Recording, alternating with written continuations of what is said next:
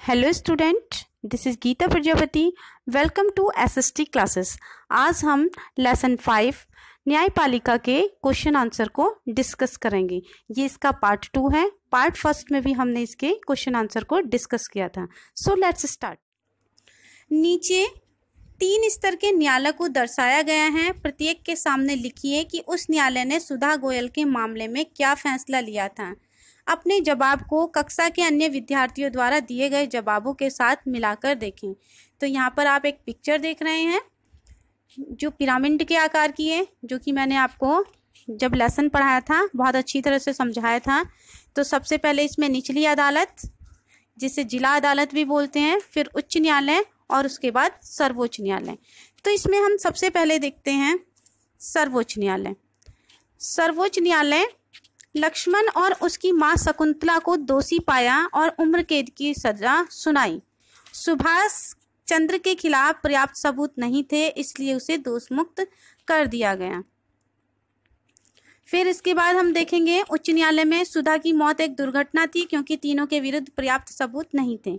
लक्ष्मण, शकुंतला और सुभाष चंद्र तीनों को बरी कर दिया गया। और निचली अदालत में लक्ष्मण, उसकी मां शकुंतला और सुधा के जेठ सुभाष को दोषी करार दिया गया और तीनों को मौत की सजा सुनाई गई। यानी कि कहने का मीन्स यह है कि सबसे पहले यह लोग निचली अदालत में गए।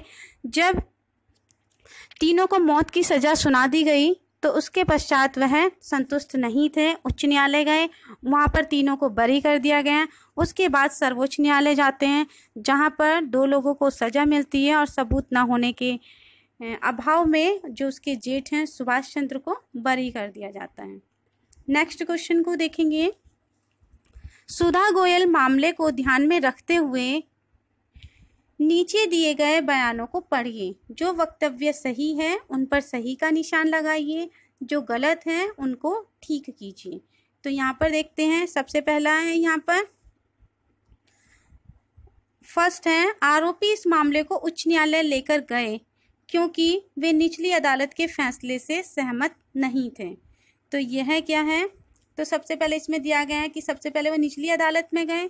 तो यह बिल्कुल सही उत्तर है कि सबसे पहले वह निचली अदालत में जाते हैं। नंबर 2 पर देखते हैं, वे सर्वोच्च न्यायालय के फैसले के खिलाफ उच्च न्यायालय में चले गए। तो यह बिल्कुल गलत है, क्योंकि सर्वोच्च न्यायालय के फैसले के खिलाफ हम उच्च न्यायालय में कभी नहीं जा सकते हैं। अगर हम उच्च न्यायालय से संतुष्ट नहीं हैं तो हम सर्वोच्च न्यायालय जा सकते हैं। नंबर 3 पॉइंट को देखेंगे। अगर आरोपी सर्वोच्च न्यायालय के फैसले से संतुष्ट नहीं है तो दोबारा निचली अदालत में जा सकता है? नहीं, कभी नहीं जा सकते हैं। सर्वोच्च न्यायालय के जो सर्वोच्च न्यायालय है वह देश की सबसे ऊपरी अदालत यानी कि बड़ी अदालत है। इसके फैसले के खिलाफ हम निचली अदालत में नहीं जा सकते हैं। इसी तरह से हम नेक्स्ट क्वेश्चन को देखेंगे। आपको ऐसा क्यों लगता है कि 1980 के दशक में शुरू की गई जनहित याचिका की व्यवस्था सबको इंसाफ दिलाने के लिहाज से एक महत्वपूर्ण कदम थी? तो इसमें देखते हैं, सबसे पहले जनहित याचिका, इसके द्वारा सर्वोच्च न्यायालय के न्याय तक ज़्यादा से ज़्यादा लोगों की पहुंच स्थापित करने का प्रयास किया है। और नंबर 2, न्यायालय के किसी भी व्यक्ति या संस्था को ऐसे लोगों की ओर जनहित याचिका दायर करने का अधिकार दिया है जिनके अधिकारों का उल्लंघन हो रहा है। 3 पॉइंट को डिस्कस करते हैं। यह याचिका उच्च न्यायालय या सर्वोच्च न्यायालय में दायर की जा सकती है।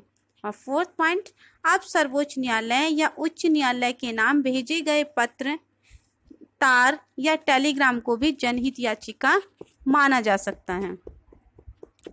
नेक्स्ट क्वेश्चन को देखते हैं। ओल्गा टेनिस बनाम बम्बई नगर निगम मुकदमे में दिए गए फैसलों के अंशों को दोबारा पढ़िए और इस फैसले में कहा गया है कि आजीविका का अधिकार जीवन जीने के अधिकार का हिस्सा है। अपने शब्दों में लिखिए और इस बयान के जजों का क्या मतलब था। तो यहाँ पर देखते हैं इसको, आजीविका का अधिकार जीवन के अधिकार का हिस्सा है। कानून के द्वारा तय की गई प्रक्रिया जैसे मृत्युदंड देने और उसे लागू करने के अलावा किसी तरीके के किसी की भी जान नहीं ली जा सकती है। और नंबर 2 पे जीवन के अधिकार का इतना ही महत्वपूर्ण पहलू आजीविका का अधिकार भी है। कोई भी व्यक्ति आजीविका के बिना जीवित नहीं रह सकता है। थर्ड पॉइंट, इस मुकदमे में याचिकाकर्ता झुग्गी झोपड़ियों और पटरियों में रहते हैं, वहां उन्हें हटाने की मांग की जा रही है। फोर्थ पॉइंट, अगर उन्हें पटरी से हटा दिया जाए तो उनका रोजगार खत्म हो जाएगा और वह अपने आजीविका से हाथ धो बैठेंगे, तो इस प्रकार वे जीवन के अधिकार से भी वंचित हो जाएंगे। नेक्स्ट क्वेश्चन को देखते हैं। इंसाफ में देरी या इंसाफ का कत्ल, इस विषय पर आपको एक कहानी बनानी है। तो यहाँ पर आपको एक कहानी स्वयं से बनानी है। इसे आप स्वयं से लिखेंगे। आप यहाँ पर किसी भी कर्मचारी की या किसी भी व्यक्ति की कहानी को लिख सकते हैं। जैसे कोई किराएदार है, मकान खाली नहीं कर रहा है, तो उसके बारे में भी आप यहाँ पे स्टोरी खुद से लिखेंगे। अब नेक्स्ट को देखते हैं। यहाँ पर कुछ दिए हुए हैं वाक्य। यहाँ पर वाक्य बनाने हैं आपको, जैसे बरी करना, अपील करना, मुकदमा, बेदखली और उल्लंघन। इनको आप स्वयं से अपनी कॉपी में लिखेंगे। फिर नेक्स्ट देखेंगे आप, एक पोस्टर बनाना है आपको। यह पोस्टर भोजन अधिकार अभियान द्वारा बनाया गया है कि प्रत्येक व्यक्ति को क्या है, भोजन का भी अधिकार है। तो इसको आपको अपनी कॉपी में बहुत ही अच्छे से सुंदर सुंदर बनाना है, जैसे इसमें बना हुआ है। और जो इसमें पॉइंट दिए हुए हैं उसको भी आपको लिखना है, जैसे सरकार के क्या कर्तव्य हैं और राइट टू फूड कैंपेन, ये आपको अपनी कॉपी में बहुत ही सुंदर सुंदर लिखना है। और सरकार के क्या दायित्व हैं इसको भी आपको नोट करना है। अब इसी तरह से यहाँ पर जो ये आपका लेसन है ये यहाँ पर समाप्त होता है। तो इस लेसन को आप जो क्वेश्चन आंसर है उसको सुंदर सुंदर हैंडराइटिंग में लिखेंगे और बढ़िया करके इस चित्र को बनाएंगे। Thanks for watching.